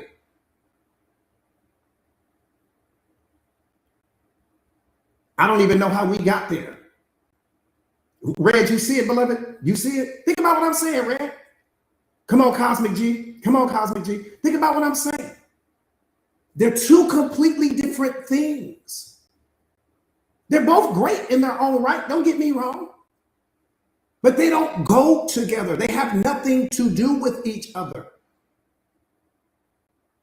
Let me break it down. Relationships have to thrive on transactions. It's mandatory. That's the only way you can have a relationship. You do something for me, I'm going to do something for you. You have never walked up to McDonald's when it was closed and just decided to hang out there. I don't even have to know your name, and I know that. I know you have never went to a McDonald's and just hung out there when the McDonald's was closed. You don't go to McDonald's for McDonald's itself. You go to McDonald's because of what it can do for you. You ain't never drove up to a McDonald's when you knew it was closed and just decided to hang out there. Never in your life have you done that. Because you're not going for McDonald's. You're going because of what McDonald's can provide. You're going because of what they serve. You're going because of what they offer. That's a transaction. So you ain't going, if you really love McDonald's, that means that you would be going to McDonald's even when they close. Because you love McDonald's. But you're not doing that. You don't go to a McDonald's when they're closed. You only go when they're open. Why do you go when they're open? Because they're going to serve you. Because there's something that you want from them. Because they benefit your life somehow, some way. They have something you want. You have something they want. That's the relationship. You don't just hang out with the person that cut your grass at your house. You don't just go to the club with that person. You ain't never been to the club with the person that cut your grass. You want that person to come and cut your grass. You're going to hand them some money. They're going to perform a service, and then they're going to leave. That's a relationship. It's transactional. Every single relationship operates on a transaction system. It has to, or the relationship isn't going to survive. If the man keeps showing up to your house and he doesn't cut your grass, and now your grass is to your waist, you looking at it like, well, that's a bad relationship because it's a one-sided relationship. I keep paying you, but you're not providing the service. That's a one-sided relationship. So relationships have to be transactional. I have something you want, you have something I want, and so it's a fair exchange of value. Unconditional love doesn't work like that, though, at all. Unconditional love, there are no transactions. I love you because you are who you are, not because of what you can do for me. I don't need you to do anything for me in order for me to love you. It's the same love that you have for your kids. It's the same love that God has for us. God's love for us is not transactional. It's not performance-based. You will never get him to fall out of love with you, ever. No matter what you do, no matter what you read in some book, he will never stop loving you no matter what you do, because his love for you is not predicated on transactions. It's not predicated on performances. So when you talk about unconditional love, I'm talking about real unconditional love. I'm not talking about your programming and condition. Real unconditional love, I don't need you to do anything for me, beloved. I love my students unconditionally. There's nothing they can do to get me to turn that off. I don't give a damn how bad they show up. Coach, I made this mistake. Okay, baby, let's go. Coach, I did this wrong. Okay, let's go. Coach, I do. Coach, okay, let's figure it out. But it's not going to make me change the way I see them at all. So when you, and again, I'm not saying one's right, one is wrong. What I'm saying is that they don't go together. But we've been programmed and conditioned to place them together. When you have genuine unconditional love, the relationship becomes secondary. That's why I tell you guys, you got to get to know that person first. You got to fall in love with who they really are, not who they pretend to be. Get to that place of unconditional love, and then the relationship is like the trailer to the 18-wheeler. The trailer is not important.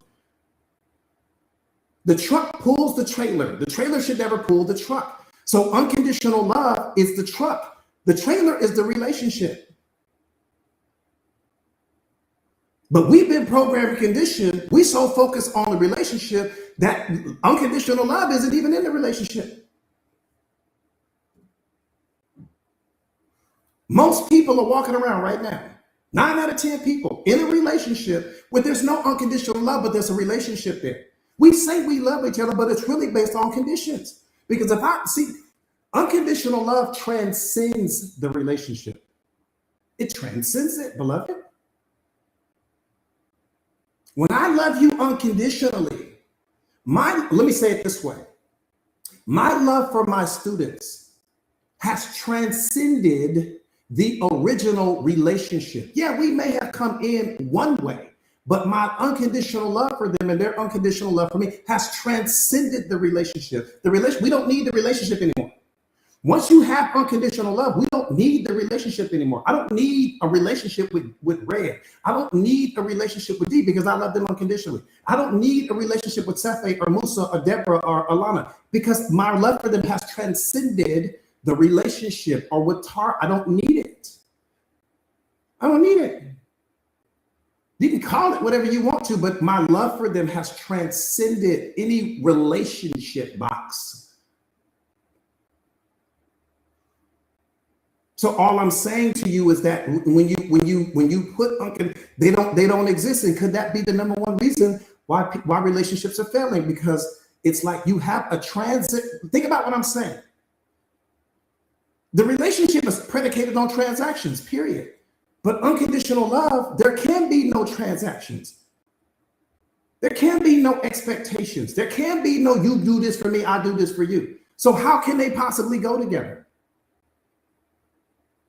They go against each other. They don't work. And again, I'm not blaming you because you didn't create it. We just going off of what somebody else told us. So you have a conditional system, a relationship, and we're claiming to love each other unconditionally, which doesn't, which can never go off of conditions. So just help me understand how that works. You can't put conditions on unconditional love. You can't do that. But you can on a relationship, but you can't on unconditional love. So how can they possibly go together? That makes no sense at all.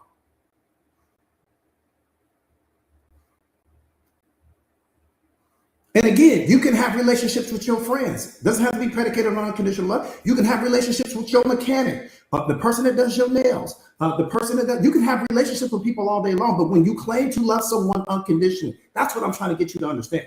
When you claim to love someone unconditionally, there can be no conditions, there can be no expectations there. There can be no transactions there. That's all I'm trying to get you to understand.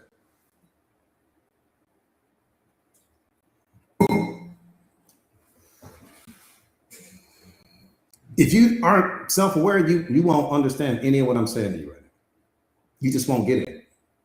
Think about the relationship with your kids. You love them unconditionally. They don't have to perform for you.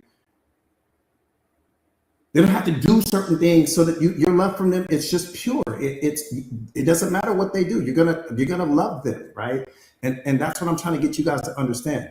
You know, relationships fall apart because we're in a situation where it's transactions based. I get that part. I respect that.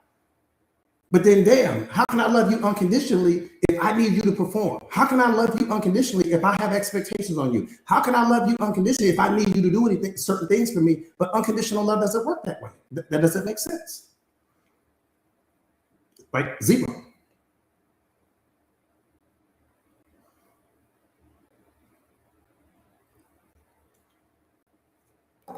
But we claim to love each other unconditionally in these relationships. That doesn't make sense. You got to be careful when you say that, especially when you're talking to someone with self-worth. They're going to say, how'd you do that? I don't have a relationship with God. Why don't I have a relationship with God? Because I love him unconditionally. The relationship has restrictions.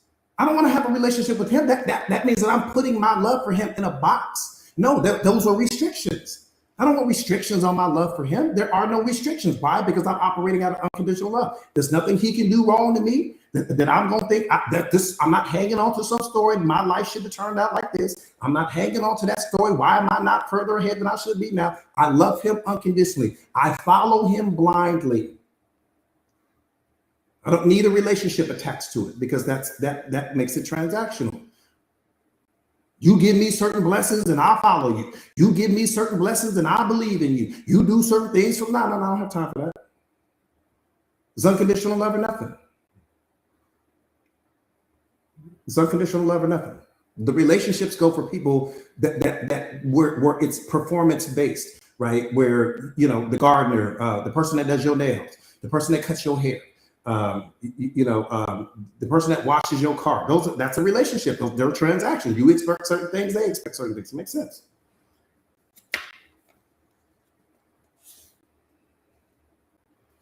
Ooh, ooh, ooh, ooh,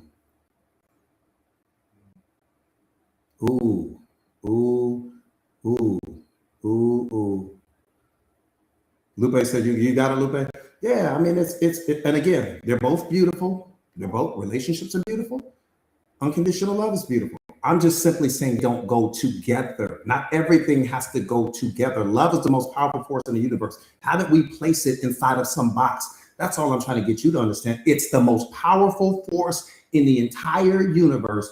How did we place it inside of a box called a relationship? I'm just trying to understand. You said you get it now, Lupe? You understand now?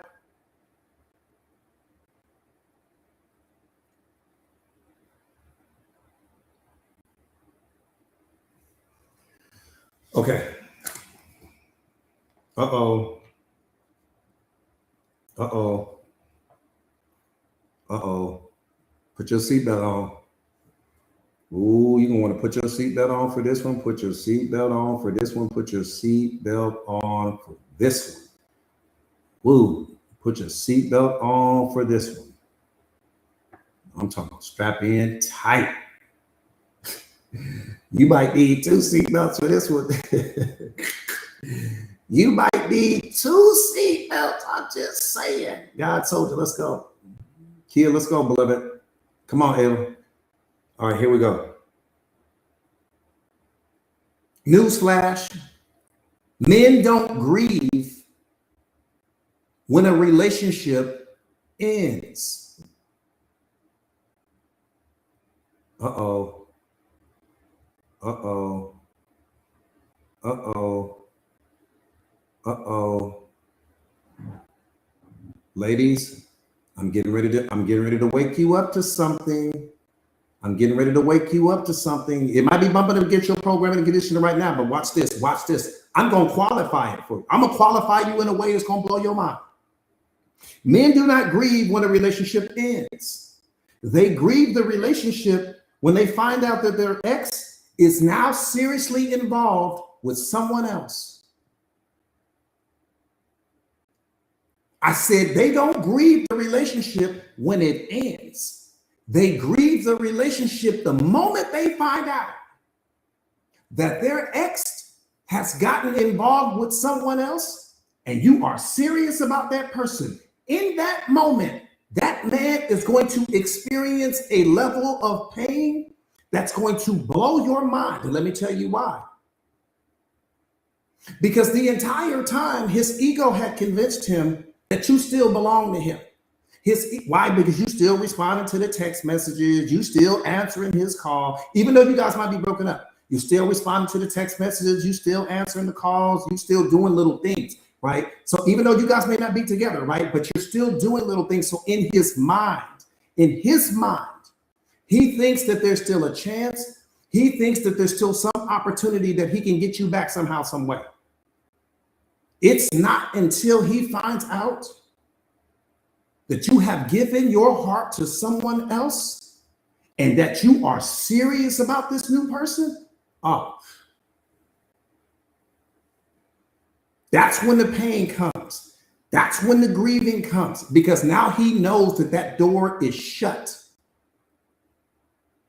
In that moment, he will experience a level of pain that will blow your mind.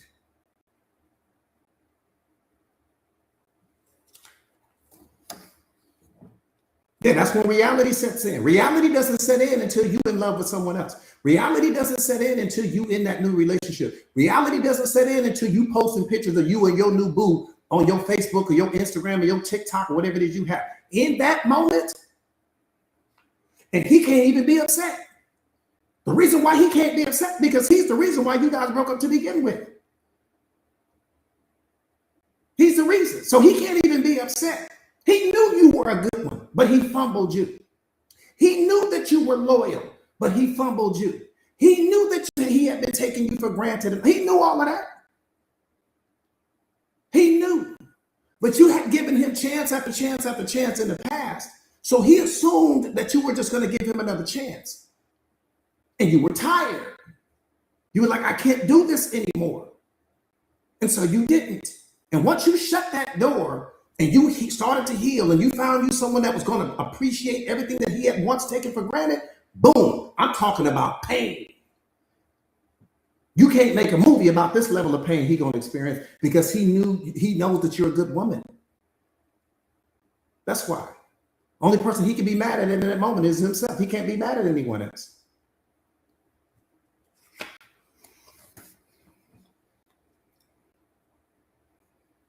Relationships are like spiritual MRI machines. They only reveal what's true. They only reveal what's broken.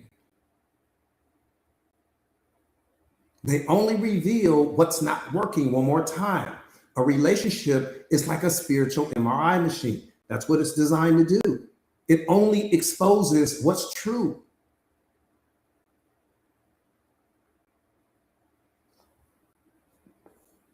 So one more time, men don't grieve a relationship when it ends. They grieve the relationship when they find out that their ex is seriously involved with someone else. In that moment, he will experience an abundance of pain. This is because you don't lose someone when you break up with them or stop talking to them or start dating other people. You don't, in his mind, he hasn't lost you. You lose when they begin to move on with someone else. That's when you lose. That's when reality hits him like a ton of bricks. When you learn through her decisions that someone else truly has her heart. The heart that you fumbled, the heart that you once took for granted. Go look at your woman right now, men. All of the ways that we don't show up for them, and the things that we used to do in the beginning that we don't do anymore, and we don't open the doors anymore, and the communication has broke down, the intimacy has broke down, the love has broke down, the passion has broke down. Every woman, everything that we take for granted, someone else will cherish, someone else will love, someone else will adore. I promise you. Don't think you're the only option. Get out of that mindset. You thinking in your mind, you letting your ego convince you that you're the best she ever had. No, what's coming is always greater than what's gone. It's been like that in your life, and it's going to be like that in her life as well. Every single person that comes after you will be just a little bit better than you. I promise you. She will never downgrade, and neither will you. The next relationship that you get in will be just a little bit better than the relationship you left. That's how relationships work. You don't downgrade, you upgrade.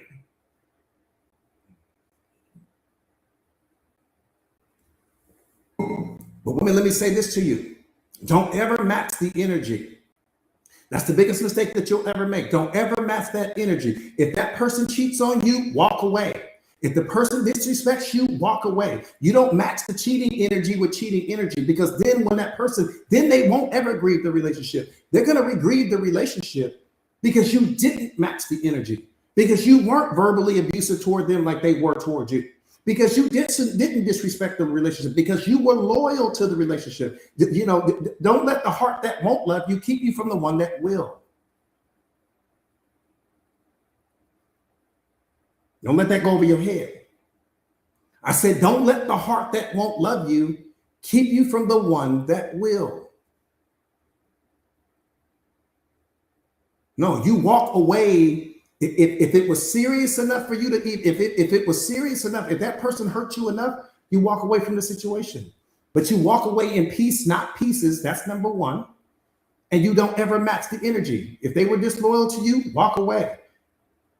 If that's what you feel. If the person disrespected you and that's just something that's out of alignment with what you want, walk away. Don't match the energy.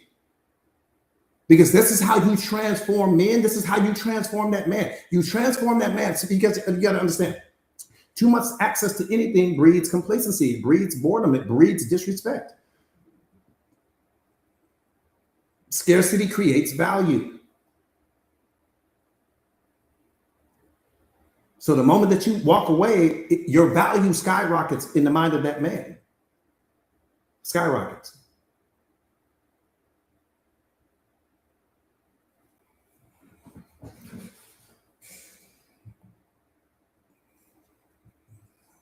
Skyrockets.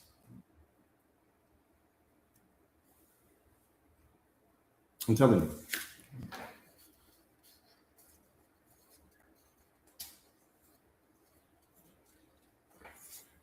Let me give you guys this real quick.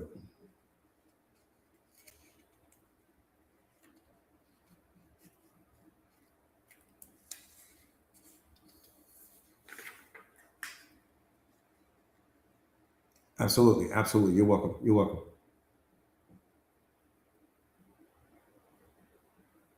Sandy, what's up, love? It's so good to see you.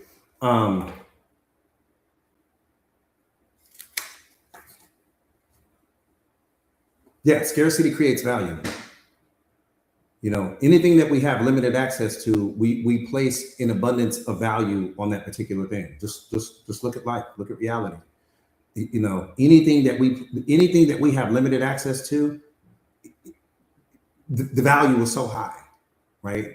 You know, it's because scarcity creates value. Anything that we have an abundance of access to causes us to not appreciate the thing as much. It causes us, the thing decreases in value when you have too much access to it. Too much access to anything is a bad thing. I'm sorry, it's just the reality of life. Too much access to anything, that part right there, familiarity breeds boredom. You know, when we have too much access to anything, it causes you to not appreciate that thing, at the same level. And people are no different. When you have too much access to a person, that's what happens. That's why long distance relationships, when you barely have access to that person, there's so much appreciation when those people get together because they're not around each other all the time. And it's just it's real. Too much access to anything is a bad thing. Let me give you guys this real quick and then let's get out of here. Let me give you this real quick.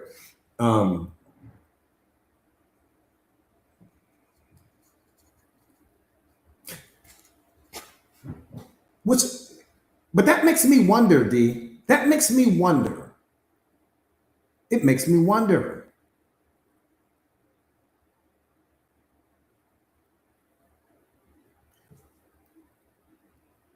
I love you too, beloved. It makes me wonder, you guys. It makes me wonder. Just for chosen ones. I'm just asking. I'm not pretending to know. But you got to ask yourself, if you are chosen one, watch this, Red. I'm curious to know what you guys think. Think about what I'm saying. If too much access to anything breeds familiarity, boredom, the thing decreases in value, all of these things. And if you're a chosen one, are relationships the thing that you're supposed to be in?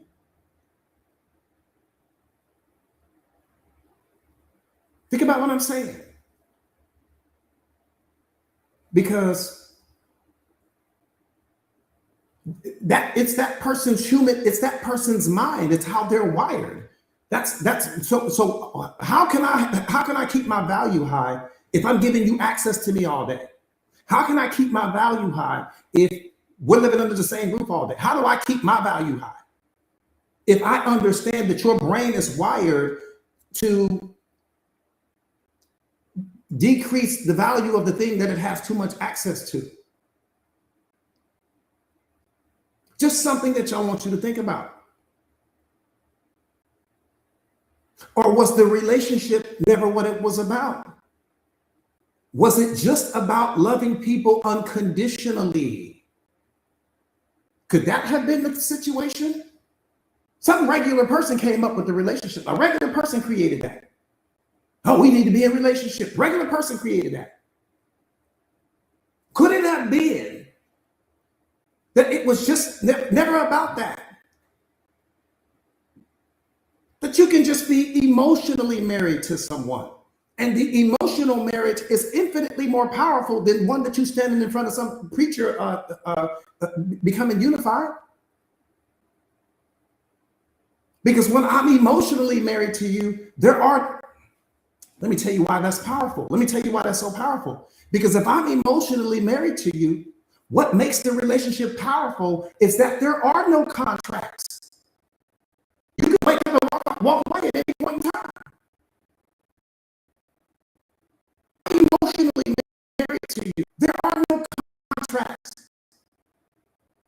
What makes me stay loyal is the fact that I don't have anything keeping you there. I don't have some piece of paper that's telling you you ain't me. I know they end up choosing me every day, and I know that I end up choosing you every day. Piece of paper that tells me that I need to be with you. And the fact that you can wake up and wait at any point on court. What I'm saying. A regular person created the relationship. And they created the relationship, and when they didn't have anything to love. They had uniting armies, uniting kingdoms, and uniting, bringing real estate and power and all of these things together. Purpose of expanding the empire and the kingdom. It had absolutely nothing to do with love. In the beginning, relationships had nothing to do with love at all. So I'm just saying, could that be the thing? And we took that system and we started bringing love into it and all of these other things, but the two things don't go together because these were people that lacked self-awareness. These were people that lacked emotional intelligence. That part right there, a marriage has to be transactional. You do for me, I'll do for you. Because if I'm doing for you all day and you're not doing anything for me, I don't want to be married to you anymore. But that's a transaction. But I'm claiming to love you unconditionally, but I'm going to walk away the moment that you stop doing things for me. How can that be unconditional love? I'm going to walk away when you stop doing things for me, but I love you unconditionally. That doesn't even make sense.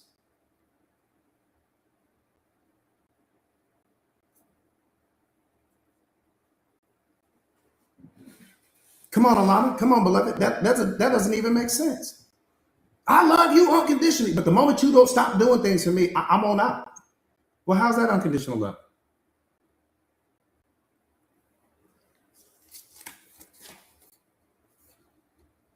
I'm not going to leave my mom because my mom stopped doing things for me. No, why can't I just do things for her? Maybe she's down on all fours. Maybe she's not feeling good about herself. Maybe she, whatever the case may be. Let me just do for her. It's not about transactions. When you genuinely love something unconditionally, it's not about what they do for you. You get joy from doing for them. When you genuinely love someone unconditionally, it brings you joy to do for them. It brings you joy to see them happy. Brings you joy to see them thriving. It ain't got nothing to do with you. You get your fulfillment on taking care of them. You don't even need them to do anything, because if they do something, then it becomes a transaction.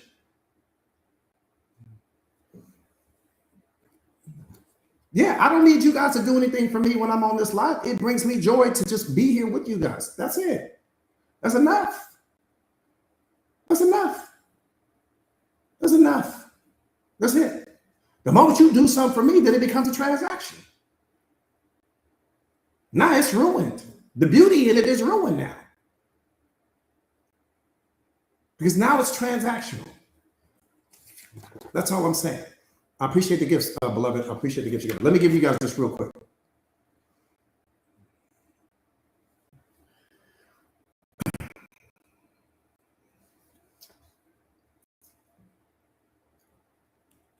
Let me give you this.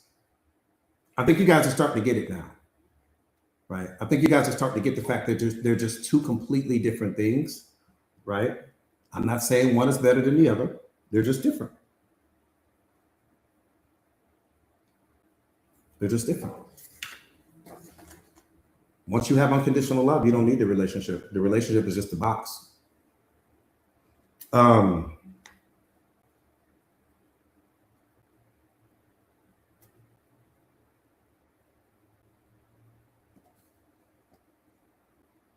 What's the one skill?